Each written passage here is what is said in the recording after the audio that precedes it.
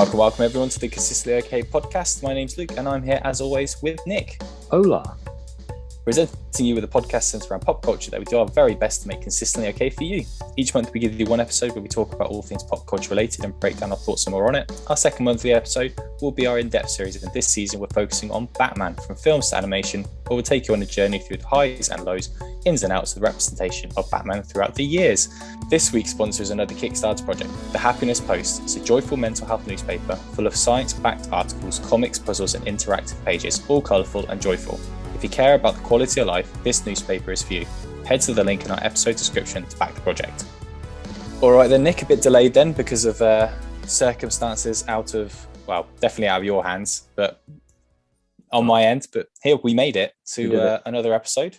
Yes. And it's we're going to cover, I don't know, loads of things. I guess it's been a month since we last did one of these wrap-up episodes, or pop culture discussion.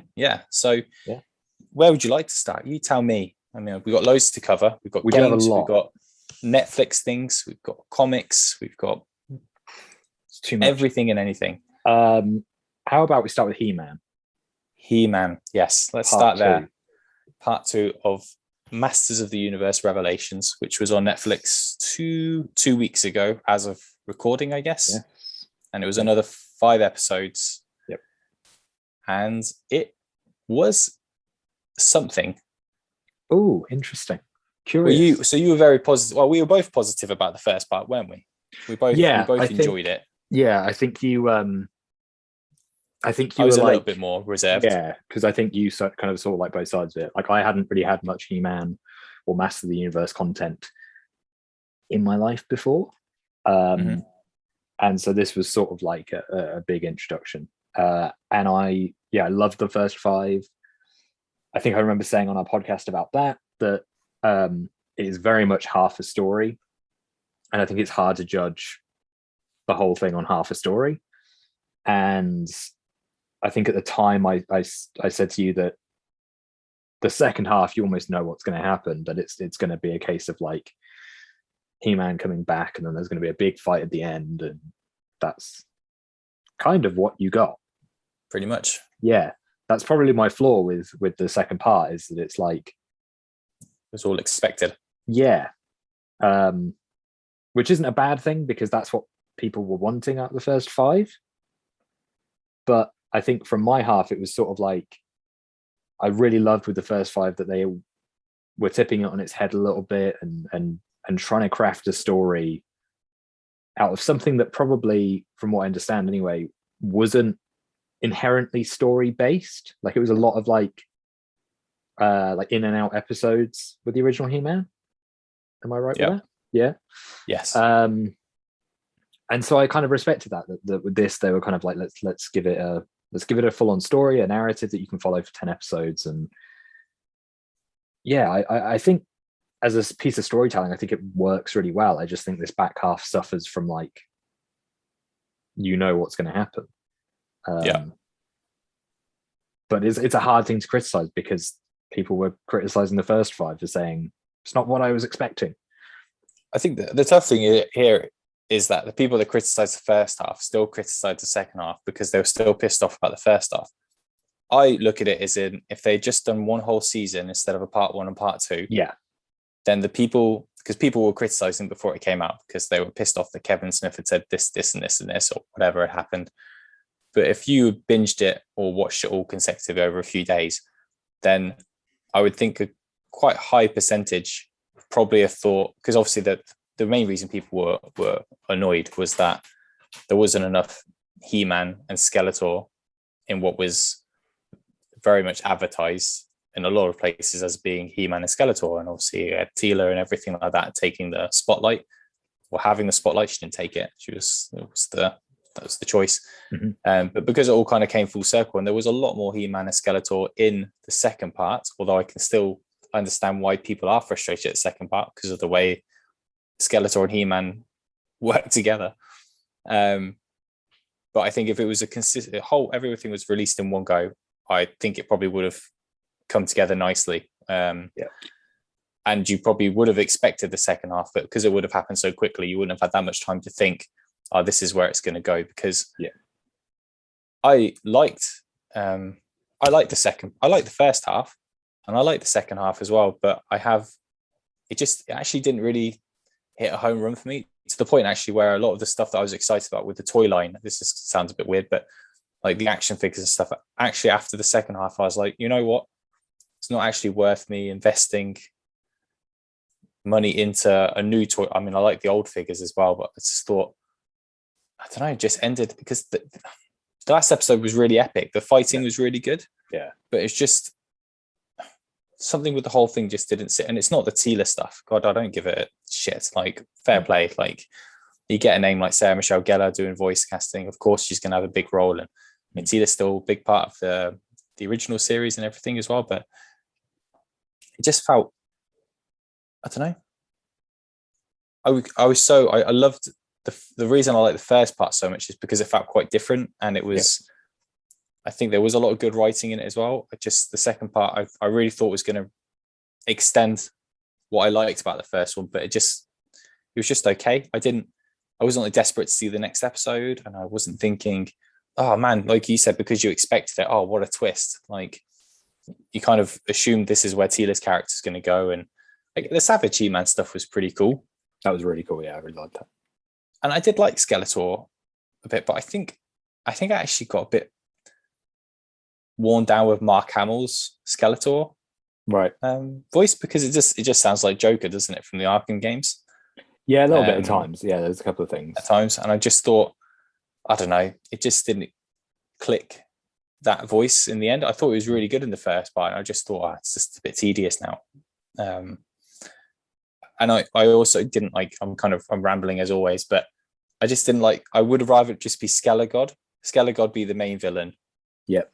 And Evil Lynn not have that whole arc, because it just felt really, because she was a bit good towards the end of the first part, and then Skeletor was obviously in the stick, and then she was 50-50, I'm good, I'm bad, and then she was bad, and then she was really bad, and then she was good again. Felt like it took a long time to get there, and it was all that bit in between with Skelegod being Skelegod was just pointless then, because he essentially gave up all that power for what, a bit of a lap dance. Yeah I've covered a lot there in 5 minutes. But I can't even remember what the original question was, but I think it was just, what did I think of it, or maybe I asked that myself, but it just fell flat, a little bit flat for me. But I still can appreciate the animation. I still appreciate all the hard work. The majority of the voice cast worked. Like, I think there were some really strong performances. I just, if they were to do another season of it, which looks likely judging from the end, I don't think I would be as excited as I was waiting for this to come out a few months ago. I've lost the hype for it, basically. It's just all gone. I'm enjoying the comic. There's a prequel comic, which is good as well. It like delves into a bit more of the backstory, and that's good. I mean, who am I kidding? I probably won't. You can see all my figures behind me. I probably will get the figures, but it's just, I've just lost a bit of the love for what I had in the first part, I guess. Mm-hmm. Yeah, I can definitely see that. I think I just think, because it was pretty much exactly what I thought the second part was going to be, it is less interesting. Like, the first part is just so many twists and turns where you're like, I don't know what the fuck is going to happen. Like, the first episode, they've killed He-Man. Yeah. Shit. And then from then on, it was just sort of like big spin after another spin, and there was a real darkness, I think, to the first 5. And then the second part is like, there's really good moments kind of peppered throughout the 5, but it's not as kind of like shocking. I think Tila's arc is fucking great. I think when she becomes what's her face, the Sorceress. I think that was awesome. I really dig that. I was like, nice. Savage He-Man, really cool. Liked seeing Orko back. It's like, yes, big fan. And I think because it was just like, it's just what it's sort of like stereotypically He-Man, in the sense that it's like, if you'd got those 5 as the first 5, you probably would have been like, oh yeah, it's just He-Man. Yeah. But because you got a first 5 that was doing something a bit different, that was a bit more interesting, that kind of spun everything around a little bit, I think that kept you on your toes. But at the same time, it did alienate a lot of the fans. That's where it's gone wrong a bit, hasn't it, as well? Because and that's what I said in the first time we spoke about podcasts. I do think they've done it in a way to get new people on board, but not really done it for the core fans, which is, I try and think of something that I love as much as some people I know love He-Man, and just if they just shat all over it, it would be I would be frustrated as well. So yeah, I think because it does work in that sense. Like, it's pulled me in, and I was like, the first 5 are amazing. It's like really well written television. I just think that the second half is the side that's like, it's just a bit more like everyday kind of big action, and I'm just sort of like, sure, it's fine. I don't think there's anything wrong with it. It's just no, I don't think there's. I mean, I'm basically the Evil Lynn stuff maybe, and Skeletor's voice got a bit grinding towards the end, but I just don't feel like with the first 5 episodes it felt like something special happened in each episode. But with this, it's like, other than maybe the Savage He-Man bit, just nothing. Yeah. Until the battle in the 5th episode, or towards the end of the 4th episode, just felt like nothing really happened. Yeah, for sure. They could have easily just jumped straight to the battle. Yeah, could have done 5 episodes of battling, and I watched the trailer as well, and it gave away quite a lot in the trailer with like Adam having the spark all along and everything, and I just thought, okay, it's just, I don't know. Yeah, I think I watch it all. I probably would watch it again, but from episode 1 to episode 10, and I probably then have a more thorough. But I watched it so quickly because originally, obviously, we were gonna do this podcast a week ago. Yeah. So I watched it all very quickly, and I probably could have just sat back and enjoyed it a bit more if it wasn't so like, gotta watch this, and there was something else I was trying to get through quickly as well. I can't remember what that was. Yeah, I paced myself with it. I think I did like maybe the 5 across like 2 days, 3 days. No, I didn't. I watched all 5 in one go. I think in one go, yeah, pretty much. Or maybe the 5th episode I didn't get to the next day, but I've read a really interesting article about this the other day. I can't remember who put it out, but Cowboy Bebop, which has just had live action on Netflix, and cancelled. Yeah, I haven't seen it. Got cancelled like 10 days after it came out. Mental. And all the money they've put into that, so stupid. But this article was basically saying, like, is it a sign that Netflix's binging model is outdated? Because if you look at all these shows that are releasing weekly now, like Disney Plus shows, or like some on Amazon where they put it out weekly, do they build an audience over, like, Amazon usually put out 3 episodes and then they'll put out 1 weekly, right? So you've got 7 weeks of content. Yeah. Does that build the audience so that then another season is viable? Whereas Netflix is like, right, if in 7 days this hasn't been binged by this many people, we're cancelling it. Well, they must do, mustn't they? Because that's the thing, isn't it? It's just, yeah, because everyone gets that's the thing with He-Man as well, isn't it? If He-Man was a weekly thing, yeah, this would have wrapped up a few weeks ago, obviously the 10 episodes, but no, everyone would tune in again the week after because they'd want to see the improvement. But 5 episodes is almost too much to really put someone off it. Like I said about my friend that I work with, who's big enough, he watched all 5 back to back, and he instantly hated all 5, and he was like, I'm never going to watch the second part now. But if he had to wait weekly, he'd be like, okay, I've got a week to think about each episode. And we've said this on the podcast multiple times for things like Loki and everything. Like, I'm a huge fan of the weekly format, like Disney Plus, and like you were saying with this article, like, because your anticipation grows and the audience will grow with it as well, because you get people that would join in on episode 3. It's like, okay, so everyone's talking about, let's use Loki as an example. We're 3 episodes in, getting great reviews, everyone's talking about it. Those people that haven't seen it will catch up in 3 episodes, and then they're in then, aren't they? They're locked in. But if you tell me something is like, let's say like Why the Last Man, I haven't watched Why the Last Man yet, but if you were to tell me now, because that came out weekly, didn't it? Yeah. But if that was out all in one go and it got the reviews and the thoughts that everyone was saying about it, I'd probably be less inclined to even attempt it. But if it had just a bit of buzz about it, the first few episodes, I would join in, and I'll probably join in weekly. I don't know if that makes sense. Yeah. It's odd. It's odd in that the Cowboy Bebop thing, bearing in mind there's comic series out for it now. Put all this money into it. It's a very, very good cast. I haven't watched it yet, but to cancel it after a week then the article's right, isn't it? Because it's a huge negative. It's really odd. It's not having time to breathe, is it? That was what my point is. It's not. You think about I think about Buffy the Vampire Slayer. When I used to watch that, I was younger with my friend Nick, and we used to, not you Nick, another Nick, fake Nick, and every week we'd watch it on the Friday night, and we'd be talking about it all week, and you'd be so pumped because you get an advert like midweek saying like, this is next week on Buffy the Vampire Slayer.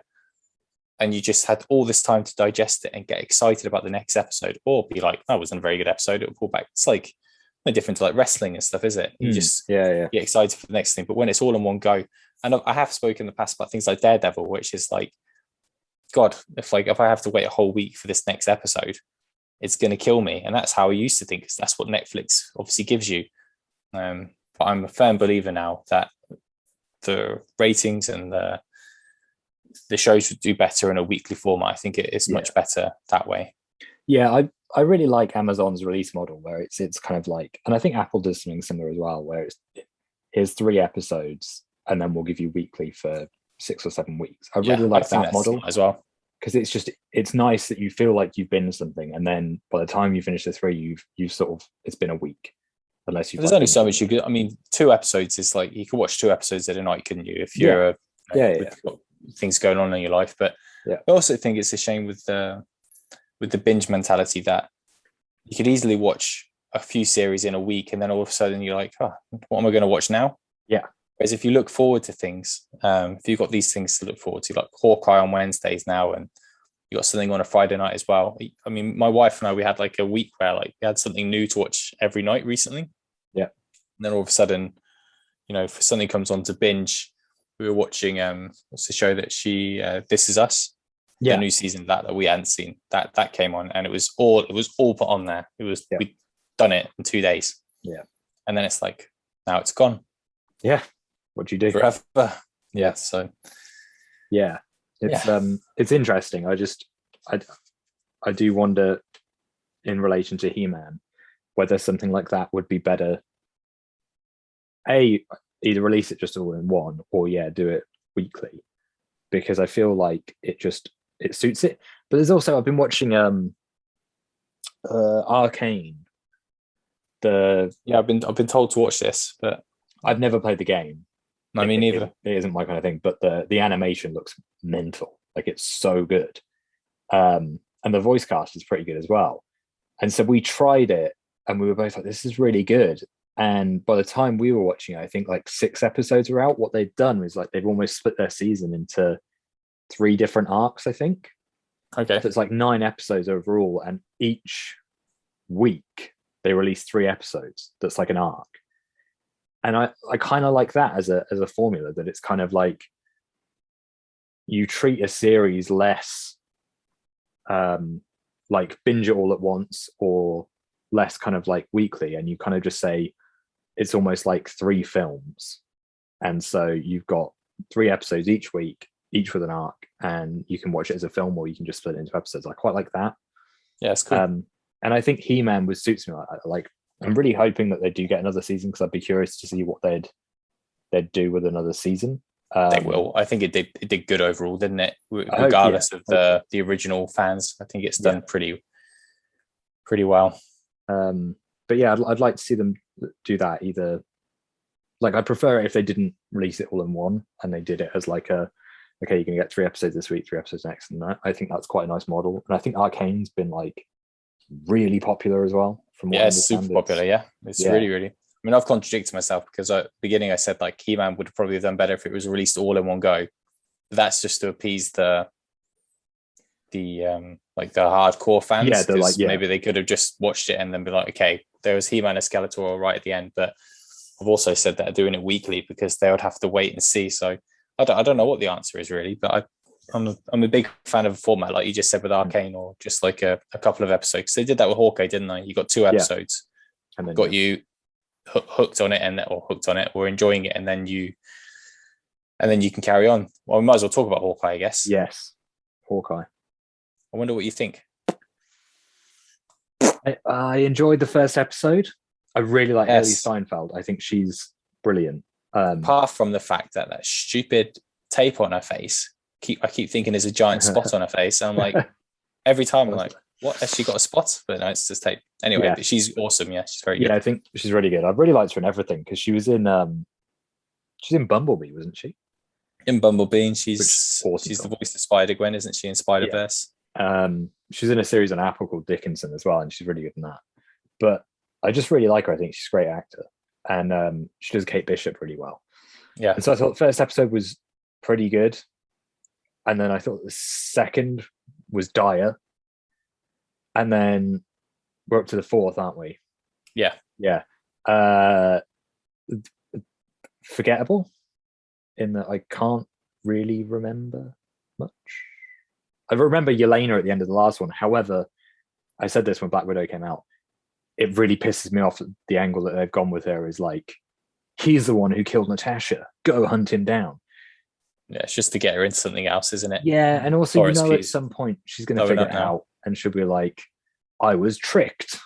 And it's like, well, no. Yeah, it seems to be that the way they're going to go with it, they've got her and obviously Echo as well, who's getting her own series. So it'll be some sort of assassin team that all come together to take down whatever the big bad. Heavily rumored to be Kingpin, but I don't see it, unfortunately. Yeah, I've seen a lot of buzz about that the uncle is Kingpin. Which if they did it, very cool. However, I'd be really pissed off if it's a different Kingpin. Not as in actor, but as in like. I generally think Kevin Feige, I think for some of the stuff that he maybe gets a little bit wrong, I think he knows what a lot of fans would really, really want. And obviously he's talked about Charlie Cox last week. There would be no one else that played Daredevil. Whether Charlie Cox is actually in Spider-Man or not is still up in the air. Yeah. But I think he knows that Kingpin is already cast and Punisher's already cast. I mean, they're the two. I would even go as far to say as Jessica Jones as well. Christian Ritter is a shoo-in. Yeah. And I don't think they'd ever touch Iron Fist now because of now they've got Shang-Chi. And I mean, I really like Mike Coulter as Luke Cage as well. So I think Kingpin and Daredevil are both safe, very safe. There's no one else that would do Kingpin justice now. I just don't want it to be like a variant. I don't want them to go like, we've got the same actor and visually it's all the same. However, storyline wise, it's not. Because you couldn't put that Kingpin in this Hawkeye series. That's why I think it's too. If you're in, and you've got to hope that like things like Blade and stuff, and again maybe Deadpool, even though that's comedy, like they're going to have to go darker eventually because Disney eventually are going to have to expand into something a bit. They try and go different with every film, don't they? Like a sci-fi, a comedy, action. This. And one of the only things that haven't really gone is gone fully dark, which I think Doctor Strange 2 is supposed to be aiming at, like a bit of a horror type film. Yeah. And I think hopefully that opens the door for like, okay, so that worked out well. So we can go dark with Daredevil. We know people will tune in. We can go dark with, Daredevil, Kingpin, and we can go dark with Punisher again. So I hope fingers crossed. Yeah, I really hope that like as they do merge these characters in, that they're still the same characters. Like all that story is exactly the same. Yeah. Because I just think it is connected, isn't it? It's connected in the Netflix shows. It's just they probably can't use. I guess they can't use footage. Yeah. From the Netflix shows, maybe, or not until, or maybe they can now. Now I guess when the rights went over, maybe all that stuff. I don't know. But hopefully, I mean, I like Hawkeye as well. I actually think it's pretty. I think it's pretty wholesome and it's nice and Christmassy at Christmas, which makes sense. And I like Jeremy Renner. I like him. He's kind of like, he's not old man Hawkeye from the comic because that's just mental, but he's like a bit grumpy, and he just, I like the, it's the cool kids, they say vibe these days, don't they? I like the vibe between him and Kate Bishop. I like the fact they've got Pizza Dog in there.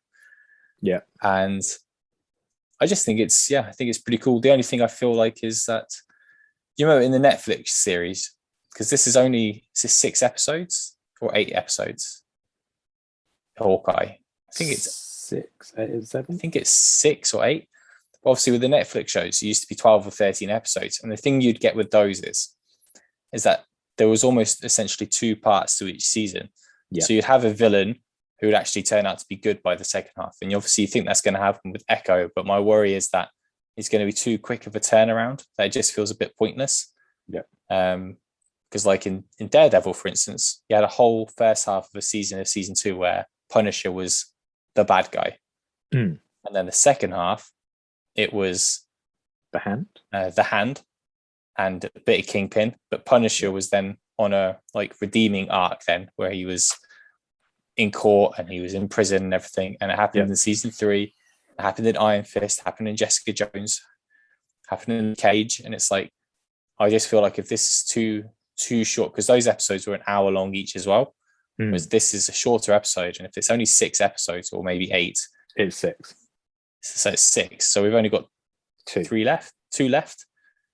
And that is an awful lot so you've got to throw in you've got the Widow stuff.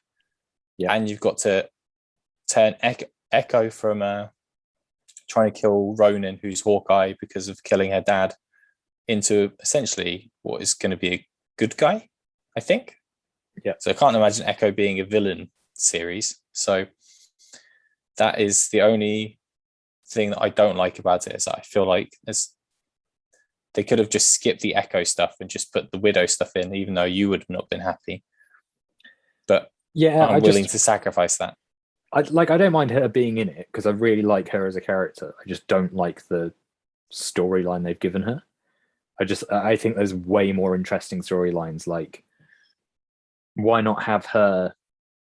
Like, I think I said at the time, but that post credits for Black Widow where she's like at the grave. Why not have that instead as her meeting Clint and just being like, tell me about her final moments. Like, give me the closure that I'm looking for. Give me that.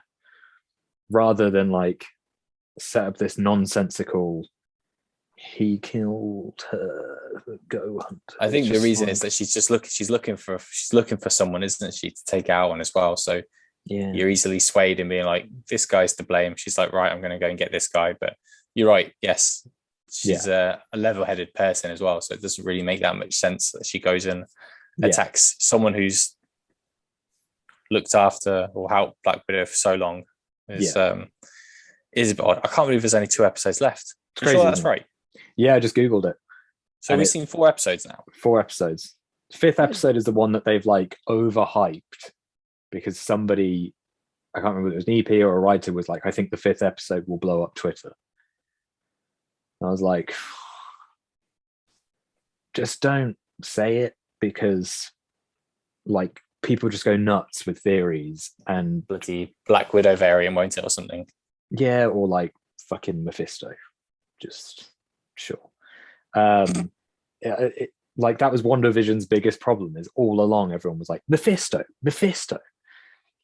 Never happened. The creators hadn't even heard of them. Like,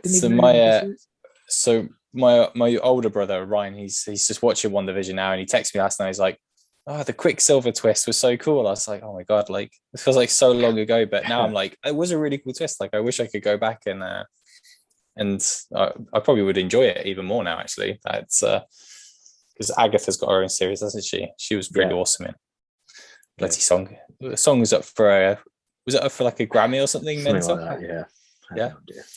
Crazy. Yeah. What's next on your list, Nick? Let's carry on this party. What else have we been watching? There was something else we were going to talk about. I've completely forgotten. Well, there were the game awards, yes. Thing. So we're going to join us for our extra content. If you want us to talk about Suicide Kills the Justice League, so we're going to be talking about Jesus, speak English good, not me. Star Wars game. Star Wars game, that looked quite interesting. Two Star Wars games, wasn't it? Was it? wasn't it? No. Eclipse. Eclipse, yeah, which looked really And intriguing. another one. Clearly, we've done our homework. Maybe there was another one. I've completely blanked. There was that, and then there was Wonder Woman as well. Wonder Woman I'm quite intrigued about. Yeah, me too. I haven't really played the like Shadow of Mordor, Shadow of War, whatever it is. Yeah, because that's an War awesome. Immortal? They're both awesome games. Okay. I got give because it's from the same people, isn't it? Yeah, Monolith. Yeah. So my friend lent me the Shadow of Mordor game, and I thought, oh man, I just not sure if it's going to be my sort of thing. But man, it was really, really good. I like Really their good fun. their is it called the Nemesis system, where it's Yeah. like I think that would Yeah, so the bad guys upgrade basically. So you're like you go into Yeah. this not an arena, but you go into these like different areas, and there's like a warlord type figure, and you beat them all, and then you go back later, and it's like, oh, there's Stronger. another person in charge, and he's stronger, and he's got more minions. It was yeah, I really like that, and I think that will suit Wonder Woman as well. I think Wonder Woman's kind of got that like, not that she's got the same sort of like general vibe. I think what she can do is you can give her multiple villains, and as the story progresses, you can kind of give her people who learn her and like learn how to fight her, so that makes it more challenging. I really like that. I'm super curious who they'd do as a main villain. Like, I want to say Cheetah, but I don't know whether that's like it's too quick. Whether they go for like another villain and sort of like make a name for another villain. yeah. I thought it would be someone a bit like Lex Luthor or something. Yeah, Just someone like, I don't know, with an agenda, but there's like funding villains to go after her. Basically, I just thought, because it's a whole new world, isn't it? It's not linked to anything we've already seen before, is it? So they can do whatever they want. So yeah, I just thought it was really cool. I was like, I wasn't expecting it at all, and so me neither. When it like happened, I was like, oh, nice. It's the same with the Wolverine announcement. I didn't expect that either. So yeah, that was nuts. Not on the last gaming event, but is it 2023? Wonder Woman is out. Did they say? I don't even know if they gave a date. Did they? No, I don't think they did. It just said Wonder Woman, didn't it? So it can't come out next year. There's too much coming out next year between the Suicide Squad, Gotham Knights, Spider-Man 2, God of War 2. I already can't finish one game. So it's taking me a year to finish. I can't remember what game it is. That's how long it's been since I played it. No, I finished Avengers. Okay. Something else. God knows what it was. It was something anyway. I feel like I haven't played a game since Last of Us 2, which was like a year and a half ago. So that's a good game though. What else they announced? So I don't know if you ever watched it, but The Expanse is getting a Telltale series game. Yeah, I saw that as well. I didn't see it, but I saw the announcement. I fucking love The Expanse. Because that's their first release, isn't it? Since they got taken, because the Telltale nearly closed down, didn't it? I think it's like completely changed from what I understand. Because some of the guys who worked on like the Walking Dead and all that shit have gone on to do the Star Trek game that was announced. Yeah, that also looks quite interesting. I was like, cool, I'm in for it. But for me, I haven't seen it. I know I saw the Star Trek announcement, but I haven't seen anything with it. Yeah, it looked interesting. Like it looks point and clicky, but at the same time, there's like you can fire a phaser and stuff. So I assume there's a little bit more to it than just the usual kind of Telltale point and click. Whereas I think The Expanse will be very Telltale. But it's a good world to do it in. I just bloody love The Expanse. The big one for me was Alan Wake 2. Fucking lost. You love Alan Wake, don't you? Yeah, I forgot how much you loved Alan Wake. That was in your top 10 games, wasn't it, when we did that podcast? Yeah, wasn't it? And and it was in my if anybody wants to check it out, Offshore Gamecast. Just did a little thing, and I wrote about 2 of the games I played this year, and one of them was the Alan Wake remastered because it's bloody good. There's sort of this rule of thumb that I've learned that developers do, that effectively if you get a remastered game, expect a sequel to that game within a couple of years, because that's why they've remastered it, is that they're giving you more. Wait, does that mean they're going to do another Uncharted game?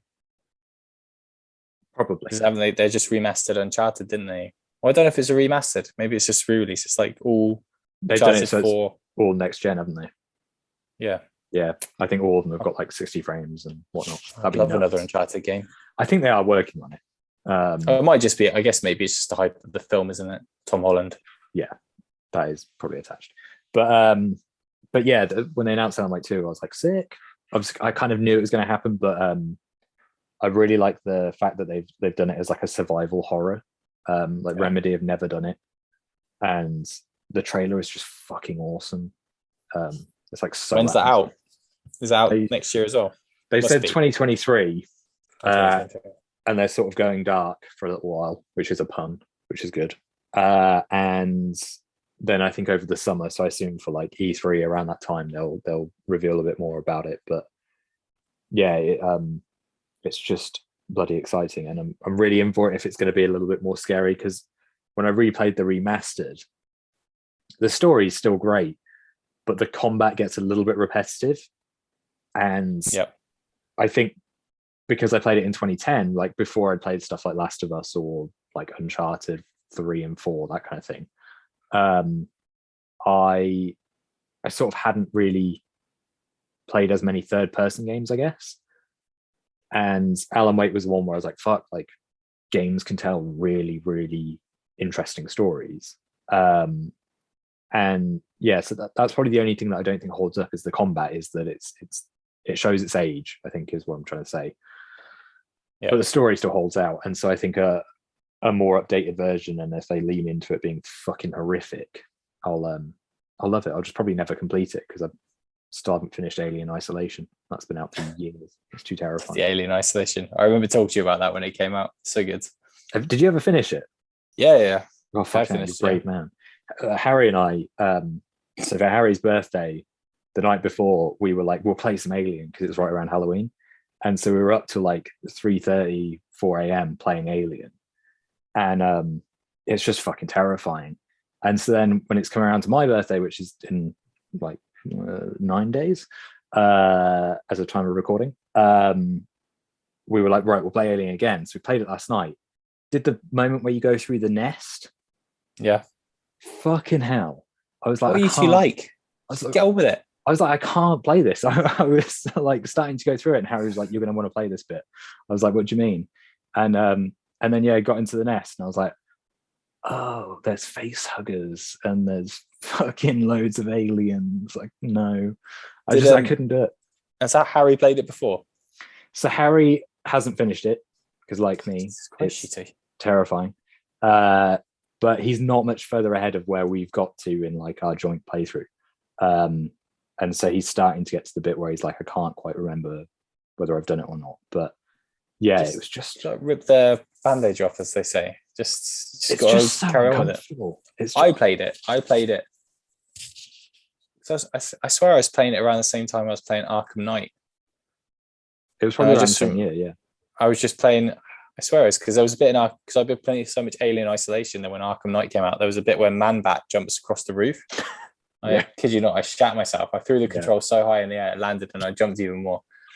But I loved it. Alien Isolation was good. It was terrifying, but all the lights off, just the TV, and playing. Because it must have been when my daughter was. She must have been really little at the time, or maybe not even born yet. I'm not sure. But yeah, anyway, it is terrifying, but in a good way. Just I just hid in locker for like half an hour every now and again and just hope for the best. That's honestly what I could do. Like last night, as we got into the nest, there were several points where I was like, I really need to go, like I need to get moving. And there's a bit where you climb through like a nest hole. Mm-hmm. And I was just like, why am I doing this? Like, wait till you get to the end. Yeah, I'm not looking forward to it. What if I told you there's no scary bits after the nest? I think you're lying. But yeah, it's good. Like the writing on it's really good as well. Like it's a really good original Alien story. But yeah, so if Alan Wake 2 is scary like that, I'll just never complete it. You should watch. There's a YouTuber. This guy, my friend Seb, introduced me to this YouTuber called Soviet Wombat, and they basically play these ridiculous games as a group, like the most boring games. as like shooters. But he basically, this main guy, he plays Alien Isolation, and you've just never heard someone scream so much in all his life. But he's like scream laughing, like giggling relentlessly, and it's like panting. It's so intense for him. It's it's the same with Resident Evil 7. Like I've been playing that. My one of my best friends got it for me for my birthday 2 years ago. Last year, yeah. And I like played through most of it, and I was like, none of the bosses were making me jump, which is what everybody said. They were like, they're horrific, like it will freak you out. And I was like, I'm fine with those. I've got ammo. I'm all cool.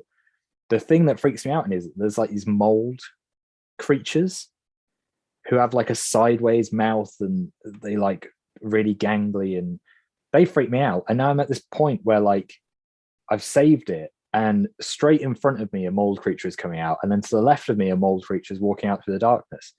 And so I've trapped myself with a save point, and I'm like, I just won't finish this game then. Right. When I'm back in England, I'll come over. I'll do it for you. Yeah, it'd be like this. No fear. It's like in The Last of Us 2 when you're in that room with the things that the like the scurrying ones. You're in the office block, and you can hear them. Yeah. You can't see them when you go into like the stealth thing, and you just hear them. It's like everyone was like, if I read about it, or everyone's just like, just take your time, go really slowly. But it's just not the way to go. You just got to run, and then get into a room, and then just pick them off one by one. Yeah. I think when I first did that, I jumped straight through the window the other side, and then you just like, and I just like destroyed all of them. But amazing. I'm more of a just if I hear something, I'll just go to. Well, not an Alien. You can't go towards noise in Alien, but I'm very much a gung ho. So if I was in that Resident Evil situation, I would just drive on. In Resident Evil, my original idea was that I was like, I can hang out in this door and pick them off, but they don't start moving until you're like halfway down the corridor. Yeah, and then there's no going back. Yeah, and so at that point, it's like one's coming in front of me and the other's coming behind. I'm like, just no, leave me alone. Just let me finish this game. Best thing to do is put your headphones on so you can hear everything real nice and loud. Like I said, turn the lights off, and then you'll just be like you're in the moment. And Alien's even worse because the motion tracker, the sound comes out your controller. It does, yeah. That's shit. Like awful. Good stuff. But yeah, I didn't think we would be talking about Alien Isolation like 7 years later, but here we are. It's only because you won't fucking complete it. Yeah. Speaking of, actually, this was the other thing I was going to ask you, because we brought it up last time. It was completely unintended. Did you see the trailers out for Marvelous Mrs. Maisel season 4? Yes, I did. Oh my god, I'm so excited! Looks good, didn't it? Yeah, it's got a few good cast members in it, because Milo's in it now, isn't he? Yeah. Of Heroes and This Is Us and all those other things, fame, and there's someone else that's cast in it as well. It was pretty interesting.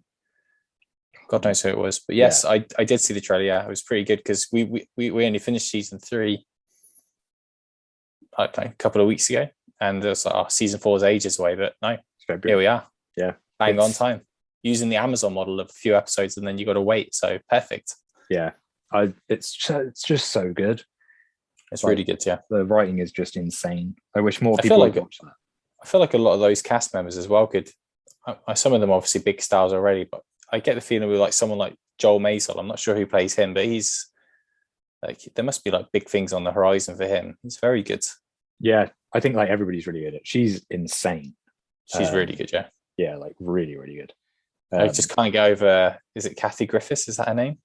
The one who plays the manager. She's great. She's Lois Griffin, isn't she? So yes, I think we said this last time. So every now and again, you get a tiny bit of Lois Griffin. Yeah. So it's just good. Yeah, it's just bloody good. I'm really excited about that. What else was there? I feel like there was something else we were going to talk about. There's probably loads of stuff. There's only so much time we have, but I can't remember that. But leading up to this podcast, there's loads. I should have written a list, but I thought we'd be well on it. I know one of the things that I wanted to talk about, because I know you haven't seen it, but I need. You want to talk about Venom, don't you? I can't explain how bad this film is. Like, you make me want to watch it now. But I did think, for the people who were saying about us doing another newsletter, I'm going to watch it and then we'll do a newsletter. Yes, but you can still talk about it now, though. It's just, there's nothing redeeming about it. In that, like, what about Woody?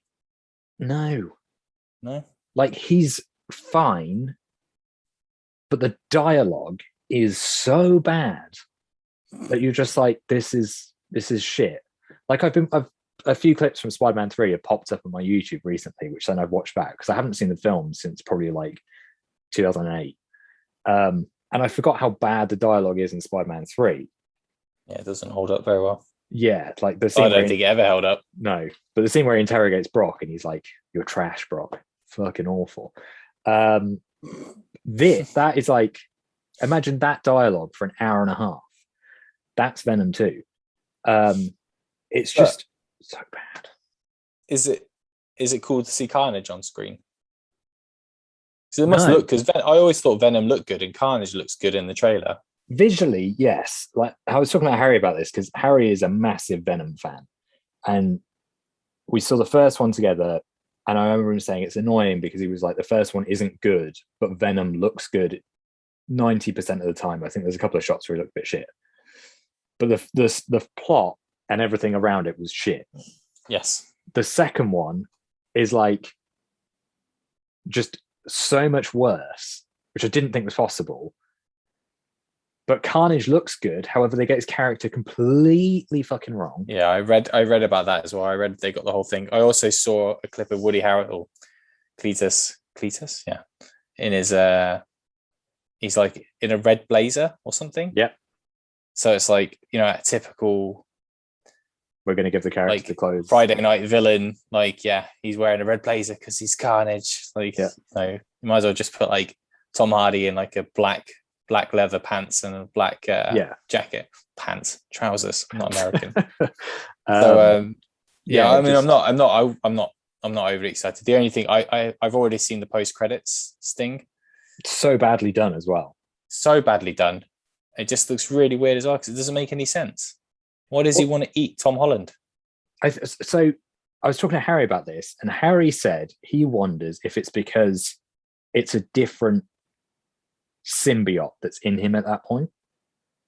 So when the voodoo shit that Strange does, Tom Hardy is brought across, but the symbiote is slightly different. And so the like symbiote, a villain. Yeah.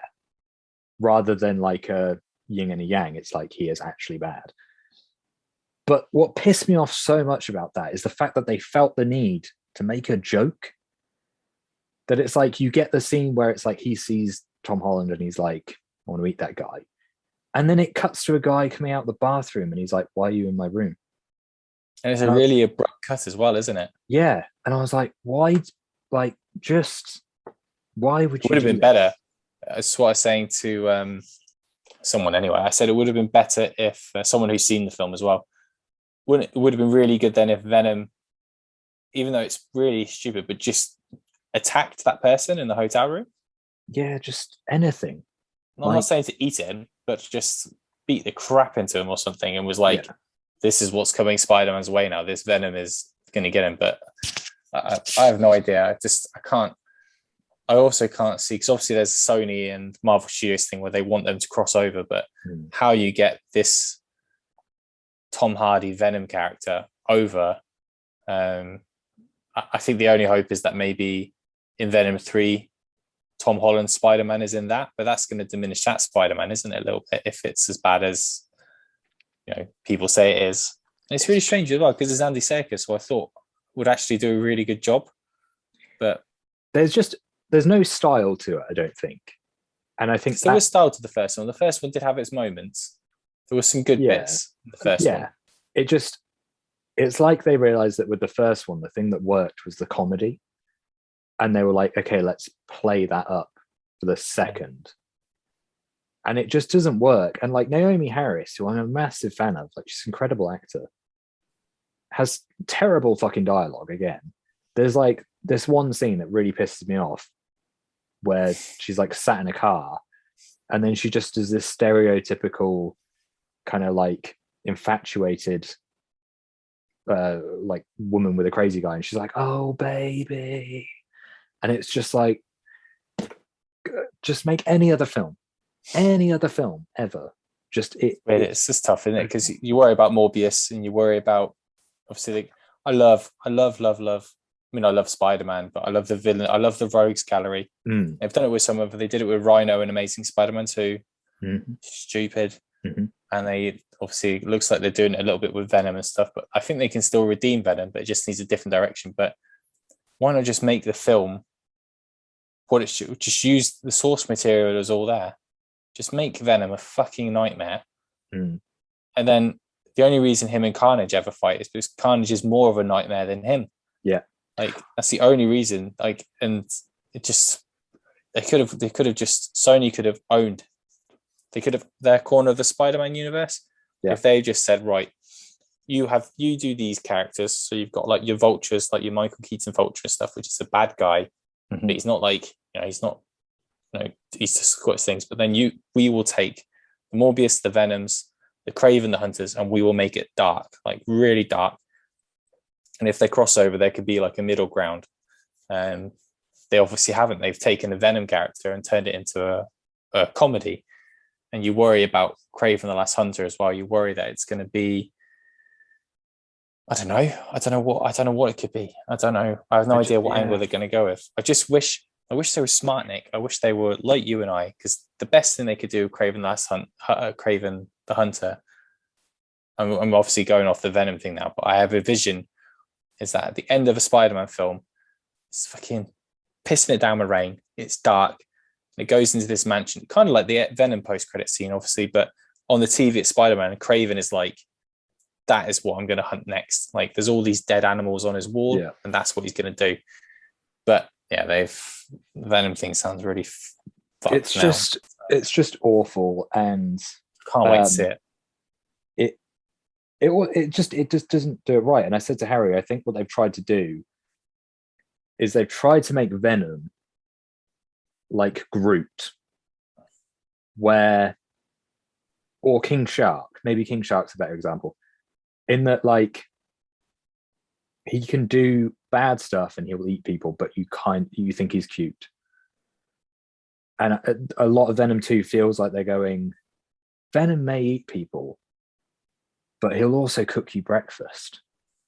And that's, and it's just like, at least King Shark had boxer shorts on though. Yeah. And also King Shark was in like an R-rated film. So like you did see the viciousness, like him pulling somebody apart. And you're like, oh shit, like I wouldn't mess with him. Whereas Venom in this interpretation, you're like, I'll throw some fire at him and it'll be fine.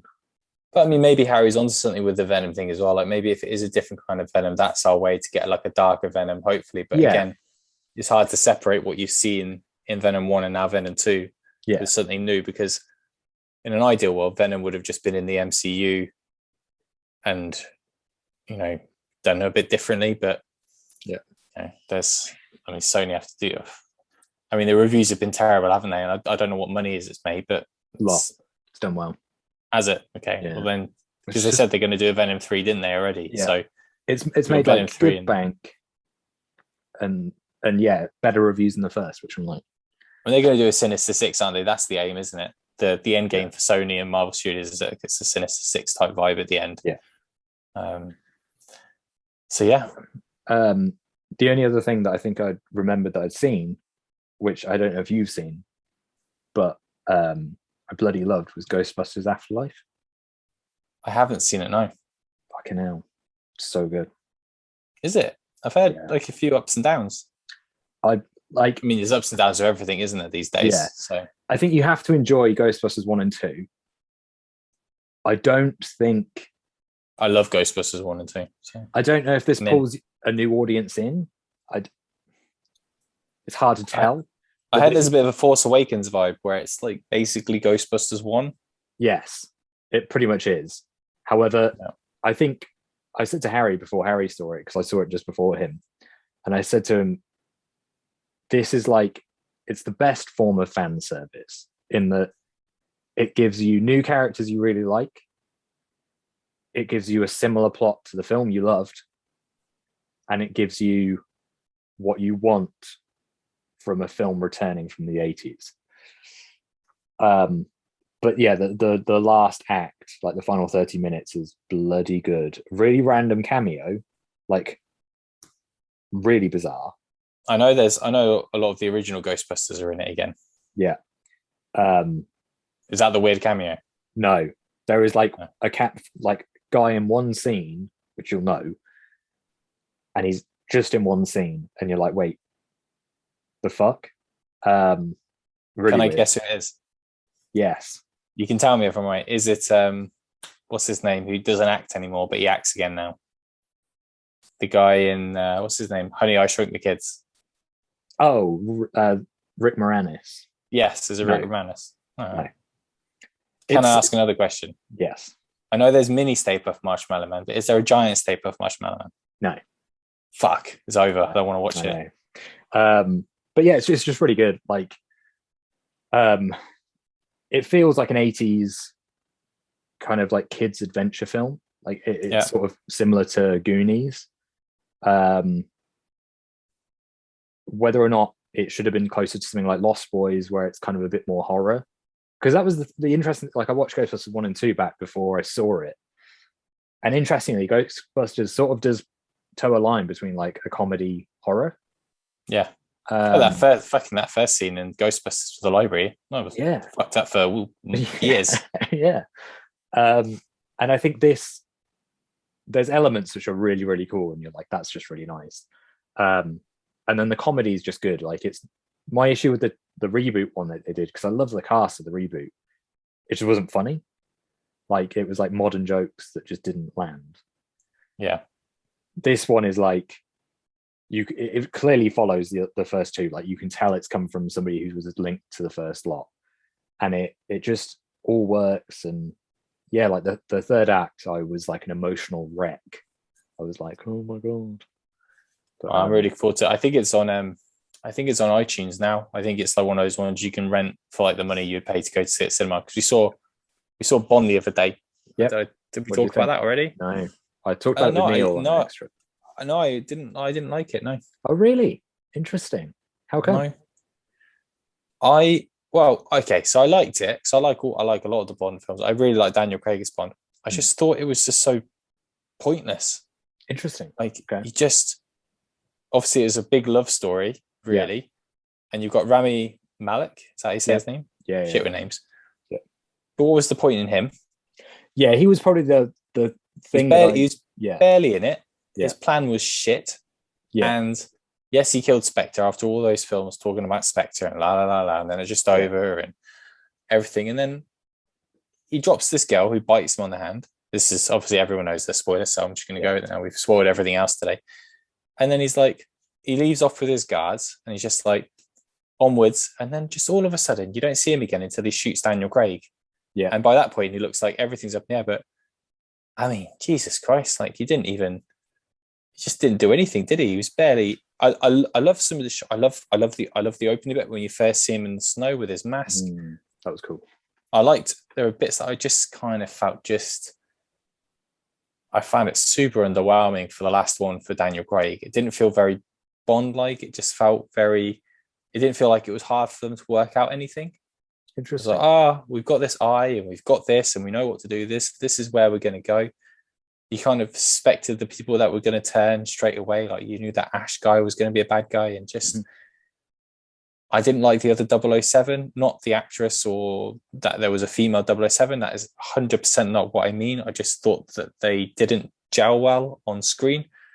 I thought the one person that I thought, and this isn't just because I thought she was like insanely good looking as well, was the sort of the one that helped him in the bar. Oh, Ana de Armas, yeah. Yeah, it was cool. Yeah. I just think they could have just kept I don't know, like they could have put Penny back in the game a little bit. I know she's retired from active duty and stuff. I don't know, it just felt like even Q just felt off, like not M, sorry, M just felt like, you know, I don't know, it just felt really, I just thought it just wasn't that great. I think I was just disappointed. Obviously, from your reaction, you liked it then. Yeah, I mean, like, I loved it. My biggest problem is Rami Malek, that I'm like, he feels like an MCU villain, where it's not, there's no substance, and it's there was no substance. Yeah, no. It's like very hollow, and he doesn't really have a lot to do. He's not in it a lot. He's got really short screen time. You can get away with that in Marvel though, because it's all moving so quickly. Like bam, bam, Yeah. film, TV show. But with Bond, like this has been since 2006. This whole Spectre thing from Casino Royale, you got the quantum stuff, and then you go to Spectre, and it just kind of felt like Rami Malek was just, there was no point in him. Yeah, I think I think like the only bit of his plan that I really like is where he kills all of Spectre. Like that segment, I think worked really well, and I really like.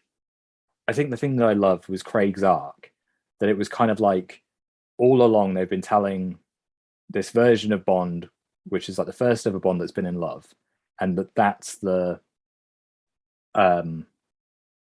that's like that his pain is like he lost Vesper and he's never really recovered from it. Like even in this one, even though he's met somebody else and he's got a kid with them, the fact that the film opens up with like him having to say goodbye to Vesper, I really kind of like hit it for me, where I was like, shit, like I think this is the first time that they've probably humanized Bond. And so like when he dies, I was like, oh, I get why they've killed him off, because it's almost like he was just living on borrowed time. That he was like, and I do like that. I think you're spot on. Like I think I do like that. I don't mind the fact that it's like a love thing at the end. I don't mind. But again, it's he's off her, he's into her, she's betrayed him, she hasn't betrayed him. Now there's a kid. Like I don't even think you needed the kid. Like I just don't think you needed that whole bit. I almost don't feel like there was enough action either. It sounds insane, but it just doesn't feel, because in the beginning of, it must have been Spectre, the Day of the Dead. I love that. I think that's such a good opening. It's so well shot and it's action things, but this obviously had the car scene after the funeral, the grave explodes. But I think probably I overhyped it in my head because I was really, really looking forward to it. And I just felt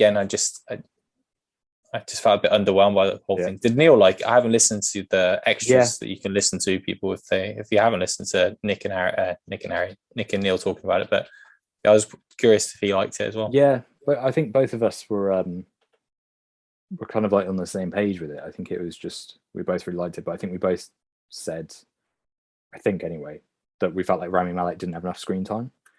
But yeah, and I thought the score was really good as well. I really like that. I thought Hans Zimmer did a the score was really good. I think with Rami Malek, I think I just would have rathered him be working for Spectre, but almost be trying to take over Spectre. Yeah, like if that was the thing, like he killed off what's his name, Blofeld.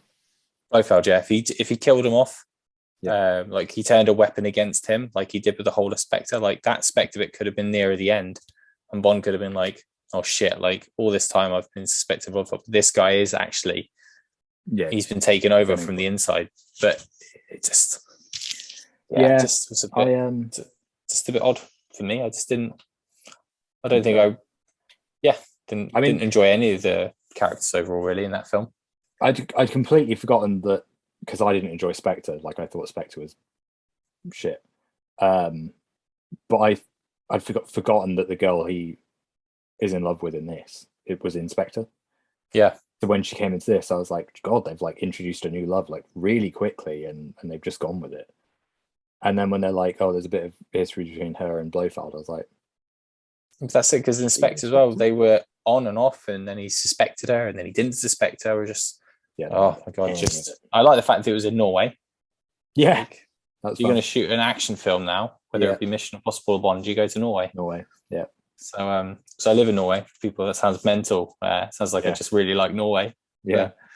All right. So surprised. I really thought I was going to like it. So, intriguing. But I will watch Ghostbusters. See if my wife and I can watch that, and I'll watch that, and I'll watch Venom because that's highly recommended from my good friend Nick, and we'll go from there.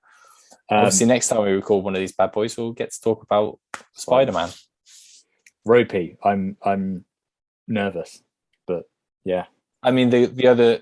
I mean, if we're going to say, we're not going to say. I'll say now. I've not seen any spoilers to do with it. I don't know I know there's loads of rumors. I know there is a bunch of stuff people think is going to happen. I will be very, very shocked because today they started putting out those like keep your secrets and stuff like don't ruin it for everyone. And that to me just screams that there is going to be all 3 Spider-Men are going to be in it. Plus, I actually think we'll see like Kirsten Dunst as well, and Emma. I think we're just going to get the whole shebang. I think is going to be in it. And the one thing I really hope is that the end credits are super, super significant. Like, I want like a Loki, Doctor Strange crossover type thing. Yeah. So I'm nervous because I'm in for it for Garfield and I'm in for it for Charlie Cox. Like, they're the 2 things that are like they could make the film for me. I'm not in it for like anything else because I have no attachment to Holland as Peter Parker. Like, I just don't care. I'm there for Maguire. Maguire is the man. I love the Doc Ock stuff as well. I think I think Melina's great. It has the potential to be overcrowded though. They have to do it really smart. I am a big believer that we've seen whatever people have seen in trailers. I think a lot of it, the Doctor Strange and Doc Ock stuff obviously happens really early on, I would think. And then the battle that looks like a big battle at the end. I don't know if you've seen the trailer. I saw it the other day actually in the cinema.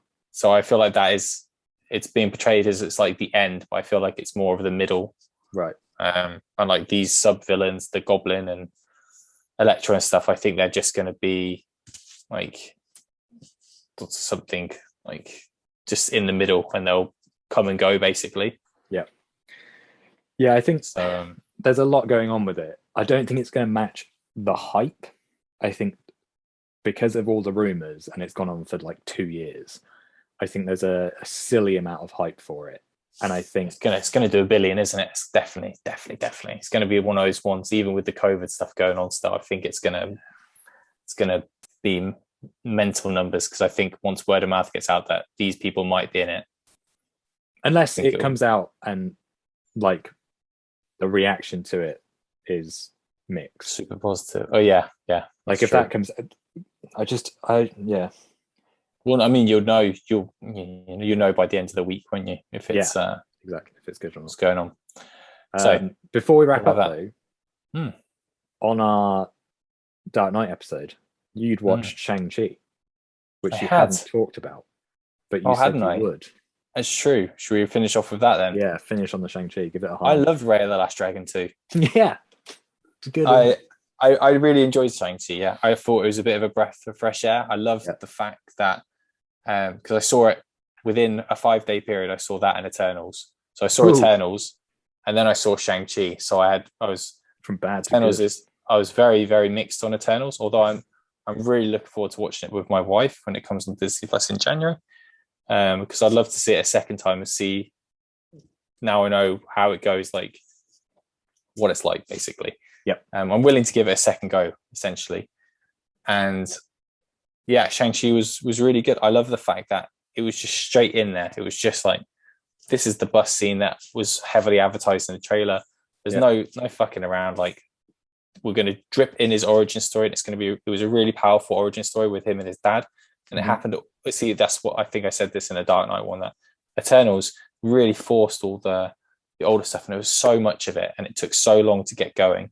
But with Shang-Chi, it was like, yep, this is the connection with his dad. This is what's going on. Every scene was emotional, like with the mum and stuff like that. And it all the beats were perfect. I love just like, they didn't overdo anything. Like, he had some powers, but it wasn't too much at the end. I think the only bit that was maybe a bit OTT was the dragon stuff at the end. Just kind of felt a bit too. I know it's easy to say in a Marvel thing where there's aliens stuff, but just a bit too crazy. I would have liked to see a bit more of him and his dad fighting.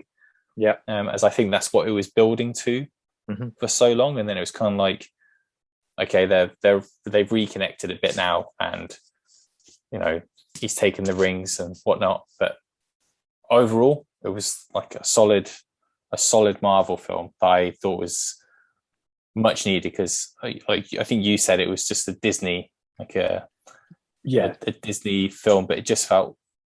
I like those Marvel films a lot. Like when Ant-Man first came out, which I know you weren't a big fan of and stuff, but just that it's just focused on this character. Like there's nothing else connected until the end credit scene and stuff, other than a few name drops here and there. It was just. And people that I thought I was going to hate his friend. I thought I was going to hate Katie. In the trailer, she's really, really goofy, like jokes, but she was a very good foil for Shang Chi. So I liked it, Nick. Yes, good. Yeah, I concur with pretty much everything. My like two flaws with it is Trevor. He just shouldn't be in it. Or Trevor shouldn't be in it. No, should just die early on. I think he could have been in it for just the bit being in prison, but I think it would have been better suited if he was just like, "We're just going to leave you in prison then because you're harmless." Like there's nothing. He's got no life to go back to. Yeah, and he's happy there. Yeah, I just thought he was in it too much. And the bangles, I wish it was rings because I think the bangles are just a bit lame. Yeah, I get that as well. I do like them when they're all like. I do like some of it when they like. When they're actually being used, like especially the blue and the yellow when they're fighting each other, I thought was pretty cool. Yeah, I did see concept art where they showed like, I think it was like him and his dad fighting on top of a dragon, and his dad's got rings on, and I was like, that would have been badass. But hey, Also, just a random one. I haven't seen many people talk about this. Hulk is back to being. Yeah, I was talking about this with someone as well. Yeah, he's just Mark Ruffalo. I'm going to assume it's going to be with the She-Hulk thing, like whether She-Hulk comes before this, and I don't know through trying to change. Like the way I thought about it, it depends how young they have She-Hulk get her powers, but like he's trying to fix himself, but he accidentally gets her gamma rayed up as well, and then it's like something happens. Or he has to go back to fix he turns back into Bruce Banner to fix his arm because his arm is still in a bandage or a sling. That was the only thing that I was like, nobody seemed to like jump on that they were like, wait. I jumped on it. I was straight away. I was like, the flippity flop is when's this Bruce Banner doing Bruce? But then obviously before I'd seen Shang-Chi, I'd seen the Marvel announcements for like Moon Knight and everything, and in that he's in the promo images. As being Bruce Banner, but he hasn't got a sling on his arm, so it's all a bit confusing. And that one shot of him and the actress, it looks like it's from the 80s. It's really weird, really odd. So, cool. All right then. So that's wrapping up this episode of the Consistently Okay podcast. You can find us on social media, Twitter and Instagram at Consistent Pod, and on YouTube by simply searching for Consistently Okay Podcast. We stream on all podcast services with each episode coming out on Wednesdays. If you're an Apple Podcast subscriber, you get some extra content. Following this episode, if you want to, you can get some extra content. We're going to talk about Suicide Squad Kills the Justice League for a little bit, so feel free to subscribe and listen to us talk about that. Our next episode, we're not going to be doing an in-depth episode. We're going to save the Dark Knight Rises for January, and we're going to do what we're looking forward to in 2022. So we'll do a Christmas episode, which will come out just before Christmas. And we'll talk about games we're looking forward to, films, TV shows, everything and anything. Just like our 2021 one that we did last year. Yes. So that's it for this episode. So like I said, if you want some extra content, you can find us if you subscribe on Apple Podcasts. And Nick, I'll talk to you soon. Yeah, catch you in a bit. All right. Bye. Thanks, everyone. Bye.